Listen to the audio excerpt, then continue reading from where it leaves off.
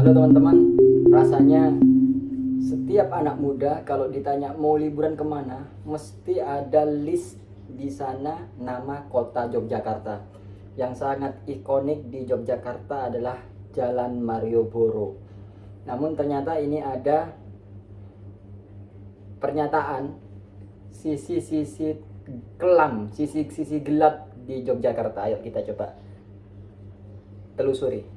Ini ada sisi gelap yang hanya warga Yogyakarta aja yang tahu ini.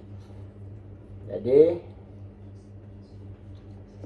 sebenarnya yang mengatakan ini adalah anak perantauan.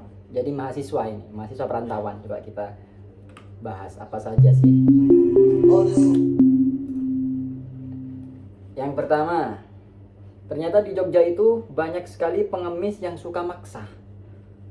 Dulu waktu pertama kali saya ke Jogja itu untuk merantau, hal pertama yang membuat saya agak kaget adalah pengemis yang suka memaksa.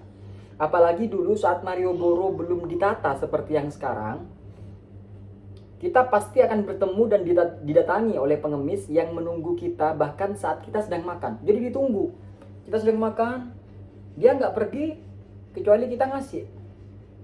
Kalau kita menolak memberikan mereka uang, pasti mereka akan tetap berdiri atau bahkan mengikuti kita saat jalan dan berakhir dengan mengatakan sesuatu yang tidak kita pahami. Mungkin nesu, pakai bahasa Jawa Jogja mungkin nesu. Untungnya semenjak Jogja melakukan penataan dan penertiban di beberapa kota, di beberapa lokasi wisata, hal semacam itu sudah semakin berkurang meskipun di beberapa tempat mungkin masih ditemukan pengemis yang suka maksa-maksa. Yang kedua, kelitih. Kelitih ini bahaya ini. Jadi ini semacam begal ya. Jadi ini tidak pandang bulu terhadap siapapun. Laki, perempuan, tua, muda, semua diterabas. Makanya kalau mau berpergian disarankan jangan jam 9 ke atas. Kalaupun terpaksa usahakan melewati jalan yang masih ramai dan jangan berkendaraan sendirian. Kelitih rawan di sana. Yang ketiga, makanannya murah. Ada harga, ada rupa, ada harga, ada kualitas. Karena harganya murah, kita lihat kualitasnya. Nah, ini sekarang secara subjektif si mahasiswa perantauan ini ternyata dia mengalami sakit disentri yang disebabkan oleh infeksi bakteri amuba di usus dan dibarengi dengan usus buntu. Apa sebab? Karena dia beli makanan murah di Jogja. Karena di Jogja itu murah-murah, mbaknya ini terlena. Kebanyakan penjual kurang higienis dalam penyajian makanan tersebut.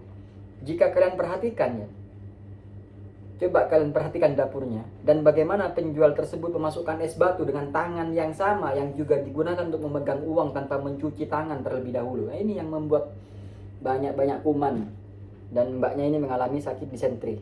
Waduh, kasihan. Ternyata yang keempat, udara panas di Jogja itu sampai membuat kulit muda gerah dan seperti terbakar. Wah, Jogja memang sangat panas katanya.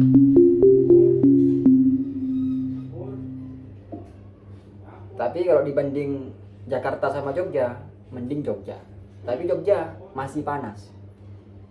Mungkin yang adem itu bagian Jogja Utara, daerah Sleman dan segala macam itu sudah adem mungkinnya. Harga jasa dan UMR yang rendah. Jogja ini kok rendah ya UMR-nya, kasihan. Budaya saling menyapa dan ngurusin. Ini maksudnya apa ini? Jadi ini bisa dibilang negatif atau positif tergantung orang menyikapinya ya. Tapi bagi kalian yang seperti saya, yang sudah terbiasa dengan kehidupan yang lebih individual, yang hidup personal, dia risih. Disapa sama orang, ditanyain kabarnya, ngurusin hidup orang, risih. Oke, paham. Jadi bagi orang-orang tertentu yang ansos ya, dia risih sekali kalau ditanya habis ngapain apa aja, gimana kepribadiannya, gimana pekerjaannya, ini risih kayaknya. Dan di Jogja itu membudaya, ya karena memang Jogja asik orangnya, ramah. Ternyata menjadi sisi gelap. di orang yang introvert. Kos mahasiswa yang bebas. Nah, ini masuk sisi gelap. Karena saking bebasnya, bahaya.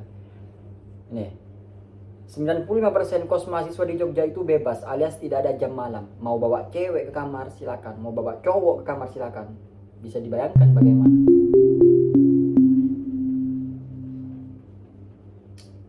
Ironisnya, kebanyakan kos eksklusif pun hanya menang di fasilitas aja.